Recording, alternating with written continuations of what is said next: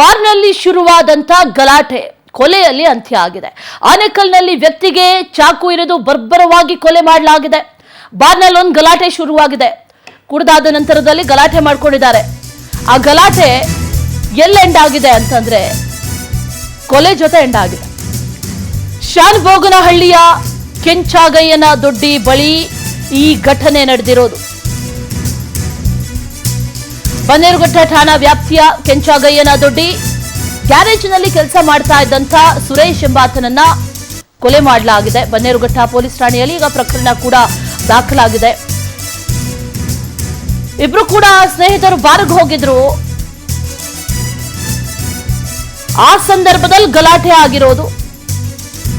ಎರಡು ಗ್ಯಾಂಗ್ ಮಧ್ಯೆ ಈ ಗಲಾಟೆ ಆಗಿರೋದು ಅನ್ನುವಂತ ಮಾಹಿತಿ ಲಭ್ಯ ಆಗ್ತಾ ಇದೆ.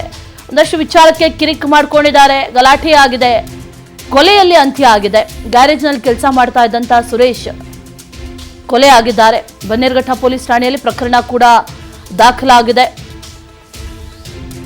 ಆನೇಕಲ್ನಲ್ಲಿ ಈ ಸುರೇಶ್ ಎಂಬಾತನಿಗೆ ಚಾಕುವಿನಿಂದ ಇರಿದು ಬರ್ಬರವಾಗಿ ಕೊಲೆ ಮಾಡಿರೋದು. ಬಾರ್ಗೆ ಹೋದಂತ ಸಂದರ್ಭದಲ್ಲಿ ಸುರೇಶ್ ಮತ್ತು ಸ್ನೇಹಿತರಿದ್ರು. ಮತ್ತೊಂದು ಕಡೆಯಲ್ಲಿ ಮತ್ತೊಂದು ಗ್ಯಾಂಗ್ ಇತ್ತು. ಕಾಂತರಾಜು ಅಂಡ್ ಗ್ಯಾಂಗ್ ಆರೋಪಿ ಅಂತ ಗಮನಿಸ್ತಾ ಇದೀವಲ್ಲ, ಅವರಿಂದಾನೇ ಈ ಅಟ್ಯಾಕ್ ಆಗಿರೋದು, ಕೊಲೆ ನಡೆದಿರೋದು.